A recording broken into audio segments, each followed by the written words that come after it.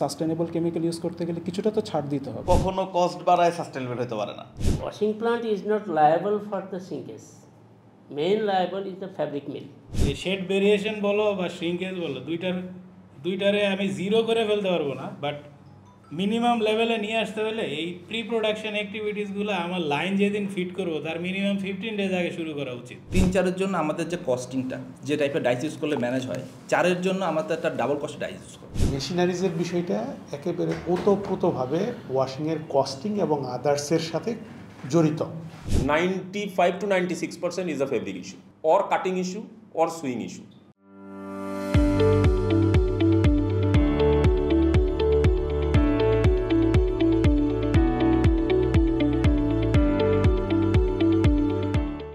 আজকে ওয়াশিং ইন্ডাস্ট্রির পথিকৃতদের আমরা একটা এক্সপার্ট মিটিংয়ে আমরা নিয়ে আসতে পেরেছি। তো আমি চাইবো যে আপনারা সবাই আপনাদের বিভিন্ন টেকনিক্যাল পয়েন্টে আপনাদের মতামতগুলো দিবেন এবং এর মাধ্যমে আমরা আপনাদের ভিউজগুলো আমরা ইন্ডাস্ট্রিতে কমিউনিকেট করতে চাই। আমরা এমন একটা ইন্ডাস্ট্রিতে কাজ করি যেটা হচ্ছে হলো যে ওয়াশিংকে সবসময় ট্রিট করা হয় হচ্ছে হলো এই ইন্ডাস্ট্রির যত খারাপ কাজ হয়, যত ক্ষতির কারণ হলো laundry. But in a sense বাংলাদেশের ডেনিম ইন্ডাস্ট্রি গড়ার পিছনে সবচাইতে বড় ভূমিকাই লন্ড্রির। এই শেড ভেরিয়েশন হয় দেখেই ডেনিমটা এত সুন্দর এবং ইউনিক প্রোডাক্ট ডেনিম। শেড ভেরিয়েশনের ফার্স্ট রুট কজ কিন্তু ওয়াশিং না, আমরা শেড ভেরিয়েশন করি না, শেড ভেরিয়েশনকে আমরা কন্ট্রোল করি। তার মানে হচ্ছে রুট কজটা আমরা জানি যে fabrics is the main shade variation area, সেইটাকে মিনিমাইজ এবং একটা স্ট্যান্ডার্ডাইজ করার জন্য আমরা কাজ শুরু করি হচ্ছিল যখন আমরা ফেব্রিক্সটা রিসিভ করি সেখান থেকে আমরা ব্ল্যাঙ্কেট প্র্যাকটিস করি, গ্রুপিং করার পরে আমরা প্রিভেন্টিভ অ্যাকশনে যেন শেড ভেরিয়েশনটা কম হয়। ফেব্রিক্সের যে ভেরিয়েশন এটা তো ডাইংয়ের উপরও ডিপেন্ড করে। ফেব্রিক্স যখন ডাইং হয় এবং তার যে ইয়ার্নের কোয়ালিটি এবং ইয়ার্ন লট যদি ডিফারেন্ট থাকে, যেটা কিন্তু হিডেন। একটা ওয়াশিং ইন্ডাস্ট্রি বা আমরা যারা কাজ করি ওয়াশিংয়ে, একটা ব্ল্যাঙ্কেট থেকে কিন্তু এই ডিসিশনে আমরা আসতে পারি না যে ওই রুলের পুরো রিফ্লেকশনটা ওই 6 ইঞ্চি কাপড়ের ভিতরে আমরা দেখতে পারবো। যদিও আমরা ওইটা থেকেই ডিসিশন নিয়ে আমরা টোটাল কাপড়টা হয়তো 10 লক্ষ গজ কাপড় বা 5 লক্ষ গজ কাপড়ের ডিসিশন নিচ্ছি, হয় আছে দেখা হয়তো টোটাল আমরা ব্ল্যাঙ্কেট করি হচ্ছে সর্বোচ্চ হয়তো 15 গজ বা 20 গজ কাপড় আছে টোটাল। একটা রুল মানে একই সময় ডাইং হয়েছে এবং একই শেড থাকবে নিশ্চয়তা কিন্তু না, টেকনিক্যালি এটা হতে পারে না। তো এই কন্টিনিউয়াস ডাইংয়ের যে ভেরিয়েশন, এই ভেরিয়েশনে কিন্তু আমরা সাফার করি যদিও আমরা ডিসিশন নিচ্ছি ব্ল্যাঙ্কেট প্র্যাকটিসের ভিতর দিয়ে। এখন যেহেতু এটা গার্মেন্টস স্টিচিং হয়ে গেলে টোটাল জিনিসটা ম্যানেজমেন্টটা চলে আসে ওয়াশিংয়ের কাছে, সুতরাং আমরা কিন্তু এই প্রেশারটাও কিন্তু আমাদের কাউন্টার পার্টকে দিতে পারি না। আমার ফ্যাক্টরিতে হয়তো 3টে টাইপের মেশিন আছে, আমরা 3টে টাইপের মেশিনে কিন্তু ইউজ করতেছি। Though the quantity same, weight same, chemicals also same, but আপনি মেশিনের এনভায়রনমেন্টের কারণে এবং মেশিনের যে মেকানিক্যাল অ্যাকশন আছে এটার কারণে কিন্তু আমরা ভেরিয়েশন পেতে পারি। আমাদের কেমিক্যাল ম্যানেজমেন্ট, আমাদের মেশিন ম্যানেজমেন্ট এবং আমাদের ওয়ার্কারদের এডুকেশন যদি তার আমরা এনকারেজ করি, এই ক্ষেত্রে এই শেড ভেরিয়েশনটা মিনিমাইজ হবে। মোস্টলি আমি দেখেছি যে ডেনিম ফ্যাব্রিক মিলে এই শেড ভেরিয়েশনের প্রবলেমটা মোস্টলি হয় সোডিয়াম হাইড্রোসালফাইড থেকে। কারণ হচ্ছে ইন্ডিগো, যেটা আরিফ ভাই বলছিল যে ওয়াটার ইনসলিবল ডাইস, এবং এটা সলিবলাইজ করতে গেলে একটা গুরুত্বপূর্ণ পার্ট হচ্ছে সোডিয়াম হাইড্রোসালফাইড। আমরা কারেন্টলি জিঙ্ক বেসড হাইড্রোসালফাইড দিচ্ছি। মার্কেটে একটা প্রচুর পরিমাণ চাইনিজ হাইড্রোজ আসতেছে যেটা সোডিয়াম ফরমেট বেস। তো সোডিয়াম ফরমেট বেস হাইড্রোজ ইউজ করতে গেলে প্রবলেম যেটা হচ্ছে, প্রথম 1 ঘন্টা রেডক্স পটেনশিয়াল সেম থাকছে, কিন্তু লং টার্মে রেডক্স পটেনশিয়ালটা সেম না থাকার কারণে শেড ভেরিয়েশন প্রবলেমটা অনেক বেশি হচ্ছে। একটু দেখতে হবে যে তারা কি সোডিয়াম হাইড্রোসালফাইডটা ইউজ করছে। স্ল্যাশার ডেনিমে শেড ভেরিয়েশন অনেক বেশি, কোনো কারণে মেশিন স্টপ হয়ে গেলে অনেকগুলো কাপড় শেডি হয়ে যাচ্ছে। অনেকেই সেটা সলভ করার জন্য রোপ ডেনিমে চলে আসছে। এমন একটা সোডিয়াম হাইড্রোসালফাইড তাকে সিলেক্ট করতে হবে যেটা 12 আওয়ার্স হলো একই ধরনের রেডক্স পটেনশিয়াল মেনটেন করে। কেন ইউজ করছে?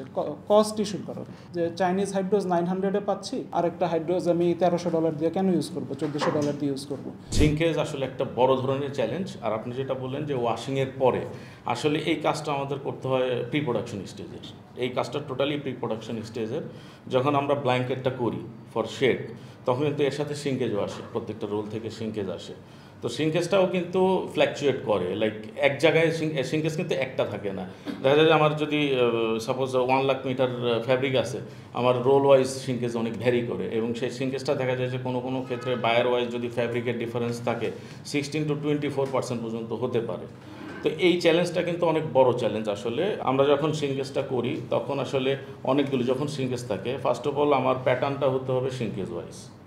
যদি এটা না হয় তাহলে কিন্তু আমার অনেক বেশি মেজারমেন্ট ইস্যু হবে। যে আমরা লো টেম্পারেচারে কাজ করতেছি, লো টেম্পারেচার অথবা নো টেম্পারেচারে কাজ করতেছি, কারণ টেম্পারেচারই শ্রিঙ্কেজের একটা বড় ধরনের আছে। এক্ষেত্রে আমরা এখন ওয়েট প্রসেসে দেখা যাচ্ছে টেম্পারেচার নিচ্ছি না, ডাইরেক্ট একটা ফিক্সড টেম্পারেচার আমরা মেনটেন করছি।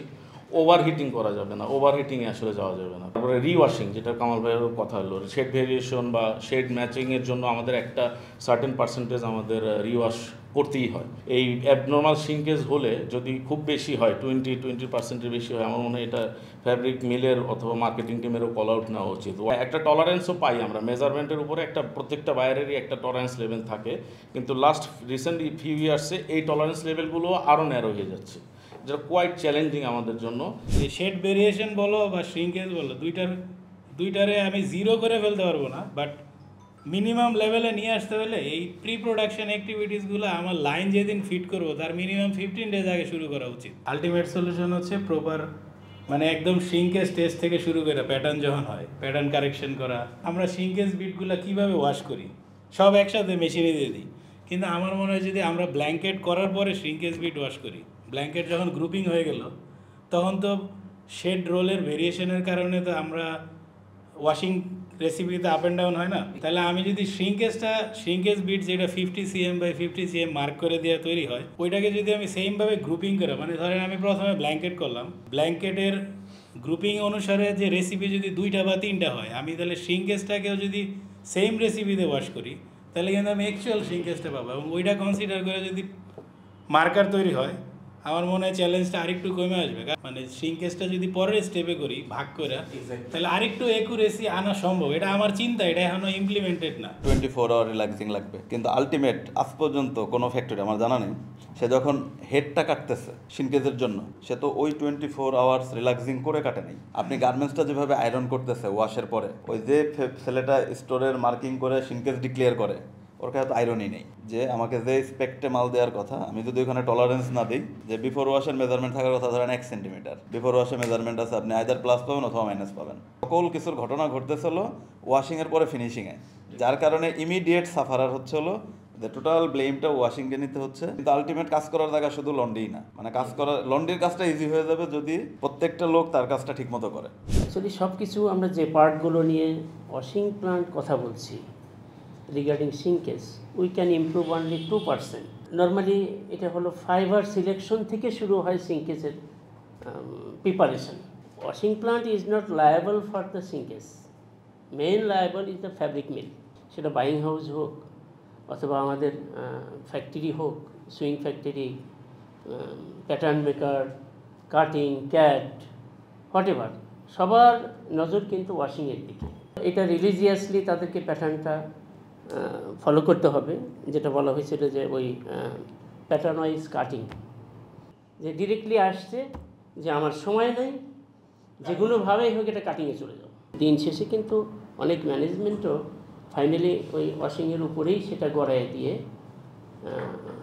এই বিষয়টাকে ধামাচাপা দিতে চায়। যে প্রপার এসওপি ফলো করা এবং স্ট্রিক্টলি ওয়াশিং প্লান্টকে এটা শ্রিঙ্কেজ পার্সেন্টেজ সম্পর্কে প্রপারলি জানতে হবে। Those who knows the pattern, cutting and everything, 50% or 60-70% hydro extract করে এটাকে আমি বাই এয়ারে প্রথমে শুকাই নিলাম, যেটা সম্পূর্ণ অ্যাবনর্মাল একটা প্রসেস, যেটা আমরা বাঁচার জন্য যেটা টোটকা ট্রিটমেন্ট বলে। এতে আমি কত পার্সেন্ট শ্রিঙ্কেজ থেকে কন্ট্রোল করতে পারবো? এটা কি ম্যাক্সিমাম একটা পার্সেন্টেজ, মানে এটা কি maximum contribution from washing? No, it's a slightly, just একটা মেন্টালি স্যাটিসফ্যাকশনের জন্য একটা ওয়াশিং প্লান্ট শুধু এতটুকুই করতে পারে। এটা ফ্যাব্রিক থেকে শুরু করে যদি প্রতিটা স্টেজেই সবার কন্ট্রিবিউশনটা যদি প্রপারলি থাকতো অ্যাজ পার এসওপি, তাহলে কিন্তু এই প্রবলেমগুলো হতো না। মেশিনারিজের বিষয়টা একেবারে ওতপ্রোতভাবে ওয়াশিংয়ের কস্টিং এবং আদার্সের সাথে জড়িত। আমরা ওয়াটার ফ্রিতে চলে আসছি। 500 ওয়াশিং মেশিন যদি প্রডিউস করে, সব প্রডিউসাররা মিলে আমরা বাংলাদেশের কতগুলো ইনপুট করে নিয়ে আসতেছি, এই অনুযায়ী যদি 200 মেশিন যদি আসলে বাংলাদেশ যদি কনজিউম করে, আসলে এই প্রডিউসাররা কি পরিমাণ বাংলাদেশের দিকে আসলে মুভ করতেছে, কারণ এখানে বড় একটা বিষয় lead time, production, after sale service, অনেক বিষয় কিন্তু জড়িত। আজ পর্যন্ত কোনো ইউরোপিয়ান মেশিন সাপ্লায়ার কিন্তু বাংলাদেশের কোনো মেশিন সাপ্লায়ারের সাথে জয়েন্টলি মার্জ করে কিন্তু মনে করেন যে আমরা প্রোডাকশনে যাচ্ছি না। আমাদের কোনো বায়াররা কিন্তু মেশিন এইটা কিনতে হবে ঠিক এইভাবে নেম স্পেসিফাই করে না। এখন একটা 85,000 ইউরোর মেশিন এবং একটা 60,000 ইউরোর মেশিন অথবা 40,000 ইউরোর মেশিন, আউটকাম কি এক আসবে? কয়েকটা ক্যাটাগরিতে কিন্তু ভাগ করতে হবে, A category, B category, C category. Foreign supplier যারা আছে ইউরোপ, এরা যদি মার্চ করতো সেক্ষেত্রে আমাদের এই টেক্সটাইল সেক্টর, ওয়াশিং সেক্টর অনেক উপকৃত হতো। হয়তো অনেক ক্ষেত্রে ব্র্যান্ড বা এবং আমাদের অধিকাংশ ফ্যাক্টরিও হয়তো এই বিষয়ে ওইভাবে চিন্তা করে না। আমরা দেখা যাচ্ছে একটা ফেব্রিক থেকে হয়তো 8টা-9টা বিভিন্ন ওয়াশ করতেছি, from the dark to till heavy bleach, from dark to mid wash যদি আমরা করতে পারি একটা ফেব্রিকে, মিড টু লাইট বেস আমরা যদি আরেকটা ফেব্রিকে করতে পারি, তাহলে আমরা এখানে একটা আমাদের বেনিফিট থাকে, যেখানে মিলও একটা বেনিফিটস পাই এবং লন্ড্রিও একটা বেনিফিটস পাই। যেমন আমার ক্ষেত্রে হয়েছে, ধরেন আমি মিলের কাছ থেকেও বেনিফিট পাইছি, গার্মেন্ট মেকারের কাছ থেকেও বেনিফিট পাইছি। সো তখন ব্র্যান্ডকে দেখাতে পারছি you will get some benefits if we adopt kind of this system. তারাও কিন্তু ওদের জায়গা থেকে কিন্তু সরে আসে এবং তারাও বুঝতে পারে আসলে কী ধরনের বেনিফিটস। তারা কিন্তু বুঝতেছে না একটা ফেব্রিক আমি 2-3 ঘন্টা 4 ঘন্টা ওয়াশ করতেছি, আসলে ওখানে কী হচ্ছে। ওরা বুঝতেছে আমার টেস্ট প্যারামিটার পাস হচ্ছে, আমার শেড মিট হচ্ছে, আমার কাস্টমার এক্সপেকটেশন ঠিক আছে, আমার SMS স্যাম্পল অ্যাপ্রুভ হয়ে গেছে, আমি মাই লাইফ ইজ সেটেল। তারা কিন্তু এত ইসে যেতে চায় না। তাদের এই বেনিফিটটা তো দেখানো যায় যে তোমার ফেব্রিকে কী ধরনের স্ট্রেংথ এখানে রিটেইন থাকবে, আমি কী ধরনের প্রাইস বেনিফিট পাচ্ছি, আমার সোসাইটিতে বা এনভায়রনমেন্টে কী ধরনের গুড ইম্প্যাক্ট করতেছে। আমার মনে হয় তারা কিন্তু এগুলো করতে পারে। হেভি ব্লিচ বা অ্যাসিড ওয়াশ করতেছি, সেটা যদি আমার স্টার্ট আপই মিডিয়াম শেড হয়, তাহলে কিন্তু ওখান থেকে আমি উইথ দ্য ডিসাইজিং আমি কিন্তু যেতে পারছি অ্যাসিড ওয়াশে, বা এনজাইম করলে আমার শেডটা চলে আসতেছে। কিন্তু আমরা যদি ফেব্রিকটা ধরেন রোপ ডাই, আমাদের 2 রকমের ডাইং তো হয় ইন্ডিগোতে, একটা হয় স্ল্যাশার ডাইং, একটা রোপ ডাইং। আমাদের ডাইংটা যদি স্ল্যাশার ডাই করতে পারি, এবং আমাদের একটা ইয়ার্ন নর্মালি ইউজ হয়, একটা ওপেন ইয়ার্ন, একটা রিং ইয়ার্ন। সো আমরা slasher dye with the open yarn যদি করি, তাহলে কিন্তু আমাদের ওইটা শর্ট সাইকেলে অ্যাব্রেশন চলে আসে। হোয়ারাজ এখানে আমরা শুধু এনজাইম করলেই কিন্তু অনেক হাই লো চলে আসে। হোয়ারাজ আমি স্টোন এনজাইম করলে ওই লেভেল হাই লো আসবে না যদি রোপ ডাই এবং রিং অ্যান্ড নেই। বায়াররা তো সবসময় বলে যে less water, less chemical, less energy, কিন্তু ফ্যাক্টরি এন্ডে গেলে তো ডিফারেন্ট সিনারিও। ওনারা যেহেতু প্রবলেমটা বলছে, কনভেনশনাল প্রসেসে গেলে সেই প্রবলেমটা থাকে না। যখনই সাস্টেনেবল কেমিক্যাল সলিউশনে যাচ্ছি, লেজারে যাচ্ছি, ফেব্রিকের স্মুথনেস থাকতেছে না, ন্যাচারাল লুক থাকছে না।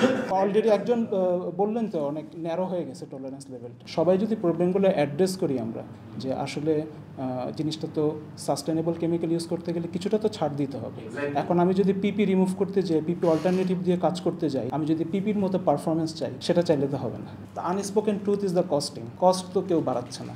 সবাই মিলে একটা ফ্রেমওয়ার্ক দাঁড়া করাতে পারি কিনা, একটা স্ট্যান্ডার্ড হিসেবে দাঁড়া করবো, মানে এক্সেপশন না যে একটা দুটো স্টাইলে করলাম, শুধু বায়ারকে দেখানোর জন্য করলাম, তা না। সেই অনুযায়ী আমি বায়ারদেরকে এগিয়ে আসতে বলবো যে আপনারা কিছুটা প্রাইস বাড়িয়ে দেন ফ্যাক্টরিগুলোকে, যেন তারা সেটা এই টেকনোলজিটা অ্যাডপ্ট করতে পারে। কেমিক্যালের গ্রোথ সম্ভব না হলে এটা আমাদের মার্কেটিং কোম্পানির একটা মার্কেটিং স্লোগান হিসেবেই থেকে যাবে, এটা একটা ইন্ডাস্ট্রি প্র্যাকটিস হয়ে গড়ে উঠবে না। ব্র্যান্ড কখনো আপনাকে কোনো সাস্টেনেবিলিটির জন্য টাকা দেবে না, কারণ হচ্ছে সাস্টেনেবিলিটি তো কখনো কস্ট বাড়ায় সাস্টেনেবল হতে পারে না। সাস্টেনেবিলিটি তো আপনাকে কস্ট কমাবে, তাহলে আপনাকে বাড়ায় কেন? বাড়াইলে আমি টাকা দেবো কেন? সেই ক্ষেত্রে নতুন কেমিক্যাল যখন আনবে, অবভিয়াসলি আনবে, সেই ক্ষেত্রে কতটুকুন কস্ট বেনিফিট বা cost neutral, close two neutral, সেটা যেভাবেই হোক, আমাদের যদি প্রসেস অ্যাপ্লিকেশনে নিউট্রাল করে দিতে পারে, দ্যাটস অলসো ওয়েলকাম। অথবা আমাদেরকে product itself price wise neutral করে দেয় অ্যাটলিস্ট, সেই ক্ষেত্রে আমরা মনে করেন সার্ভাইভ করতে পারবো। আমাদের ওনাররাও জাস্ট কেমিক্যাল কস্ট চিন্তা করে যে আমার এই 1 ডজন গার্মেন্ট ওয়াশ করতে কত টাকা কেমিক্যাল লাগছে, কিন্তু হিডেন কস্টগুলা বা কিছু কস্ট আছে, যেমন ন্যাচারালি আমরা লাকি পানি এখনো পে করি। ওয়াশিং ব্লেডের ইউটিলিটির ভিতরে সবচেয়ে এক্সপেন্সিভ ইউটিলিটি হলো স্টিম। তাহলে আমি যদি কোনো প্রসেস টেম্পারেচার ছাড়া করতে পারি, it's a big saving. 100 KG স্টোনে 50% কিন্তু ইটিভিতে স্লাজ হয়, তার মানে 50 কেজি। সেম জায়গায় যদি আমি 5 কেজি অ্যাক্টিভেটর দিই, ওখান থেকে কি স্টোনের স্লাজ 2 কেজি, আর বাকিটা এনজাইম, অ্যান্টিব্যাক, অন্যান্য ফিলার যেটা ডিজলভ হয়ে যায়, তাহলে 50 কেজির জায়গায় আমার 2 কেজি স্লাজ যাইতেছে। 1 নম্বর। 2 নম্বর হচ্ছে পকেট ক্লোজিং এর কোনো ফান্ডা নাই। শুধু পিপি অল্টারনেটের ক্ষেত্রে কস্ট এডিশন হয়, ডিরেক্ট কস্ট এডিশন হয় কেমিক্যালে। অন্যান্য যে সাস্টেনেবিলিটিগুলো এটা যদি আসলে প্রপার কস্ট অ্যানালাইসিস করা হয় মোস্ট অফ দ্য কেসে কস্ট নিউট্রাল অথবা কম হয়। নতুন কোনো সাস্টেনেবল প্রোডাক্ট নিয়ে যাই মানে আমার মনে হয় আমি যেটা ফেস করি মানে দুই টাইপের ফ্যাক্টরি আছে। আমি দেখি এখানে সবাই হলো পজিটিভ অ্যাপ্রোচের কোম্পানি, মানে এর বাইরে আরও অনেক আছে, আমরা সবাই পজিটিভ অ্যাপ্রোচে, ওনাদের সব জায়গাতেই কিন্তু সাস্টেনেবল ইমপ্লিমেন্টেশন আছে, বাট এই টাইপের লন্ড্রির সংখ্যা 20%। 80% হচ্ছে ডিফিকাল্টিস নিয়ে আগে চিন্তা করে যে আমি কোন ঝামেলায় না পড়ি। লেটস সে ওয়াটারলেসে ব্যাক স্টেনিং একটু বেশি হয়, এটা একটা কমন আন্ডারস্ট্যান্ডিং, বাট ওখান থেকে আমি কিভাবে স্কেল আপ কইরা আমার কনভেনশনালের লেভেলে নিতে পারি এই প্র্যাকটিসটা ওভারনাইটে হবে না। বাট আমি যদি ইজি স্টাইল ধরি যেটাতে ব্লিচ আছে, প্রথমে ব্লিচও তো ক্লিন করে, যে কোনো সাস্টেনেবল ইমপ্লিমেন্টেশনে আমরা যদি একসাথে ফ্রম ইজি টু হার্ডে যাই, মানে হার্ড টু ইজি না, ইজি টু হার্ডে গেলে আমার মনে হয় যে এই ইমপ্লিমেন্টেশনটা আর একটু বেটার হবে। আর লাইট ফাস্টনেস আমি যেটা দেখলাম যে বাইরের কল আউট থাকে 4, বাট 3-4 যদি আমরা কল আউট দিই সেম প্রোডাক্টেই 3-4-এর জন্য আমাদের যে কস্টিংটা যে টাইপের ডাইস ইউজ করলে ম্যানেজ হয়, 4-এর জন্য আমাদের একটা ডাবল কস্ট ডাইস ইউজ করে। এই জিনিসগুলো যদি আমরা একটু যারা আমরা ইন্ডাস্ট্রির হেড আছি তারা যদি এগুলো বাইরে কল আউট করি আস্তে আস্তে, তাহলে এগুলো ম্যানেজ করা সম্ভব এবং কস্টিং সেভ হবে। আমাদেরকে ওনারা ইচ্ছা করে ব্লিডিংয়ে ফেল করাইতেছে, ওয়াশ আফটার অ্যাপিয়ারেন্সে ফেল করাইতেছে, because of high fashion wash effect লাগবে। সেখানে মেটাল কমপ্লেক্স ডাই অথবা ডিসচার্জেবল রিঅ্যাক্টিভ ডাই, যে ডাইস কোম্পানি আমাকে ডিক্লেয়ার দিছে এটাকে 3, 4 বা 4 আসবে, কিন্তু আমি ওখানে যখন ক্যাটানাইজার ইউজ করতেছি সেম ডাইস ডিসচার্জেবিলিটি বাড়ানোর জন্য, তখন 2 আসতেছে। মার্চেন্টকে যদি আমি বোঝাইতে চাই কিছু বলার নাই ভাই, এটা বাইরের রিকোয়ারমেন্ট। সাপ্লায়ার ভাই তারা ব্র্যান্ডে যে এমনভাবে কিছু প্রপোজ করে বসে যে এইটা আমি 4 অ্যাচিভ করে দিব। Some of the suppliers they are going to brand, sir এটা তো 4 অ্যাচিভ করা সম্ভব, দ্যাট ইজ কোয়াইট পসিবল, এবং ইন দ্যাট কেস ব্র্যান্ডের ওনারাও আমার এটা 4ই লাগবে, হোয়ার ওইটা ইটস ভেরি অবভিয়াস আপনি হয়তো বা 3ও অ্যাচিভ করতে পারবেন না। আমি যতদূর জানি ডিসচার্জেবল ডায়ের 30 হচ্ছে এটা ডিসচার্জ করবে, তো আপনি যদি ওইটার রেজাল্ট যদি বলেন যে আমাকে 4 লাগবে হোম ওয়াশের পরে, তাহলে এটা কতটুকু লজিক্যাল হইতে পারে? আপনার কল করলে এসে আরেকটা বুঝাই দিব, আপনি প্রপার চ্যানেলে হাইলাইট করেন। আমি যখন ডেনিমে গেছিলাম আই মেড শিওর একটা ফ্যাব্রিক ইস্যুতে 15 ডেজ শুধু লোকাল ওয়াশ টেকনিশিয়ান না, তারপরে তারা কমার্শিয়াল কল নিয়ে গেছে। It is not only my responsibility, আমি যদি প্রপারলি রেজ করি তারা বাধ্য হবে এটা মিলাই দেওয়ার জন্য। আপনার ট্যাগ কালারের কম্বিনেশন কিন্তু প্রত্যেকটা কালারের ফাস্টনেস আর dischargeability is not same. So এখানে কিন্তু এই আন্ডারস্ট্যান্ডিংটা ফ্যাক্টরি প্লাস ব্র্যান্ড ট্যাগ যারা আছে এই আন্ডারস্ট্যান্ডিংটা দরকার আছে। আমরা যেমন প্রাইমারিতে যেমন 3টা কালার সমান হইতে পারে 0.33% করে 1% বাড়াইলাম, কিন্তু ডিসচার্জেবলে কিন্তু এটা করা যাবে না। যখন আমরা অল্টারনেটিভ অপশনস অফার করতে পারি ব্র্যান্ডকে, সাস অ্যান এক্সাম্পল, হয়তো একটা ডাইংয়ে হয়তো আমার আসতেছে 3-4 বা 3, আরেকটা 4। সো উইথ দ্য অপশনস আমরা যদি ডিউরিং দ্য ডেভেলপমেন্ট আমরা যদি ব্র্যান্ডকে অফার করতে পারি, if you take this options this is the price and this is the benefits, if you take this options, এই ধরনের প্র্যাকটিসটা আমাদের এখানে আমি স্টিল ফিল করি যে আমাদের এখানে একটা গ্যাপ আছে, যেখানে আমরা আমাদের ফ্যাক্টরিগুলো যেহেতু সবাই মানে ডেফিনেটলি প্রফিট ওরিয়েন্টেড, কিন্তু R&D কিন্তু একটা নন প্রফিটেবল একটা টিম, সেখানে আমাকে শুধু ইনভেস্টই করতে হবে। এখানে কিন্তু আমাদের ফোকাসটা কম্পারেটিভলি কম থাকে। নতুন একটা প্রোডাক্ট লঞ্চ করতেছি ম্যাক 52। এই প্রোডাক্টের অ্যাডভান্টেজটা হচ্ছে এর সাথে আমরা একটা অ্যাক্টিভেটর যোগ করতেছি, যাতে কস্ট যেটা বলো যে পিপির থেকে কমবে না, বাট ক্লোজ টু পিপি, এবং অনেক ধরনের মিউজ সমস্যা স্টেনটা চলে যায়, ফেব্রিকের ডাইরেকশনটা অনেক বড়। এখানে আমরা ইথানল বেস একটা প্রোডাক্ট ডেভেলপ করছি, যে প্রোডাক্টটা ডেভেলপ করার কারণে আমরা দেখছি যে কস্ট বাড়বে না, ইনফ্যাক্ট কস্ট কমবে। ফাইনালি এখন পর্যন্ত আমরা কাস্টিক রিপ্লেসমেন্ট আনতে পারছি, হাইড্রোজেন পারঅক্সাইডের টোটাল রিপ্লেসমেন্ট আনতে পারছি। রিসেন্টলি আমরা কাজ করতেছি সিলিকন রিপ্লেসমেন্ট, যেটা হয়তো এখনও মার্কেটে আমরা শুনতেছি না। আমরা এর একটা কম্বো তৈরি করতে চেষ্টা করছি, যেটা হচ্ছে আপনার 0 ওয়াটার নন ফাঙ্গাল এনজাইম, এটা একই সাথে stone free and water free both. আপনি চাইলে স্টোন ফ্রি হিসেবে ইউজ করতে পারবেন, ওয়াটার ফ্রি হিসেবে করতে পারবেন। এটা জাস্ট কস্ট সেভিংয়ের জন্য এই প্রোডাক্টটা করা। অনেকে কিন্তু এখন সার্টিফাইড বিলেজ চলে আসছে, ক্লোরিন পার্সেন্টেজ যে নাই বিষয়টা এরকম না, আছে বাট কম। স্প্যান্ডেক্স নিয়ে যে কথাটা বললেন, স্প্যান্ডেক্স ব্রেকেজ খুব ইম্পর্টেন্ট বিষয়। ডেফিনেটলি নাসির ভাই যেটা বলছে, খুব ছোট্ট পোর্শনে অনেক ফাস্ট রিয়াকশন হয় এই জায়গাতে। এটা ফ্রিকোয়েন্সি এখন অনেক কমে আসছে। Only maybe 3 to 4% is the washing issue, 95 to 96% is the fabric issue, or cutting issue, or swing issue. আমি গার্মেন্টসটা জাস্ট পানিতে দুটা রাউন্ড দেওয়ার পরে এটার স্প্যান্ডেক্স ব্রেকেজ শো করতেছে। এটার কারণ কি? ফ্যাক্ট হচ্ছে যে আমার ওই ফিলামেন্টটা যদি স্টেবল না হয় ফেব্রিক মোডেই, যখন আমি ফিলামেন্টটাকে তৈরি করছি তখন থেকে যদি এটার কোয়ালিটি যদি ওই লেভেলে না থাকে, তো ডেফিনেটলি এটা কোনো না কোনো পর্যায়ে যে ব্রেকেজ হবে। কাটিং ব্লেডে যখন আমার কাটিং পার্টসগুলো কাটে তখন অলমোস্ট 450 থেকে 460 ডিগ্রি টেম্পারেচার ক্রিয়েট করে। তো যে ফিলামেন্টটা ওইখানে 460 ডিগ্রি টেম্পারেচার সহ্য করতেছে, সে এসে ড্রায়ারে 70 টেম্পারেচারে ব্রেক হয়ে গেল। ফ্যাক্ট হচ্ছে যে এর ম্যাক্সিমাম কেসটা তৈরি হয় যখনই আমার এই ফিলামেন্টটা তৈরি হয়েছে, তার স্টেবিলিটি যদি প্রপারলি না থাকে, যে কোনো না কোনো জায়গায় সেটা ব্রেকেজ করবে। ডেফিনেটলি লাইট ওয়াশের ক্ষেত্রে যদি ডিসাইজটা বাদ দিতে পারি, এনজাইমে যদি মাত্র 10-15 মিনিট আমি চালাতে পারি, এরপরে অ্যালকালাইন মোডে যদি মাত্র 10 কেজি ব্লিচে বা 8 কেজি ব্লিচে যদি আমার শেডটা চলে আসে, তাইলে কিন্তু ফেব্রিকের উপরে যে অত্যাচারটা ওইটা অনেক কমে আসতেছে। এই জায়গাগুলোতে যদি আমি কন্ট্রোল করতে পারি, তাইলে ওয়াশিং এর পার্টের যে 4% 3% that also could be control. আর আরেকটা ট্যাগ লাইন হচ্ছে